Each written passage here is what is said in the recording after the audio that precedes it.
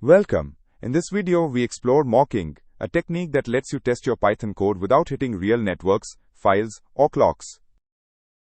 When your code talks to the outside world, APIs, files, or time, tests become fragile. Mocks solve this by swapping those real things out for objects you fully control. Think of a mock as a stunt double. It stands in for the real thing during your test, so your code runs safely without any real danger or real network calls. Python ships with a built-in module called unittest.mock. We start by importing mock from it, no extra installation needed. We create a mock object called fake service.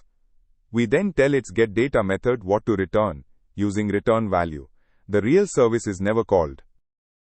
When we call fakeService.getData, we get back the value we set. To your code under test, this looks exactly like the real service responding. Running this, we see the fake return value printed, then the assertion passes.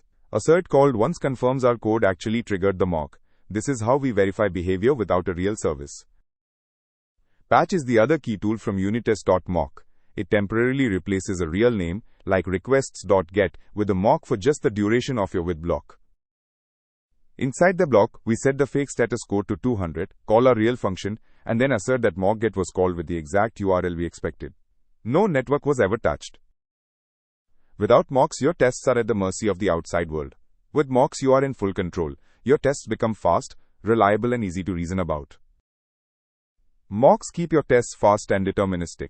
Reach for mock when you need a fake object, patch when you need to replace a name, and always verify the mock was called the way you intended.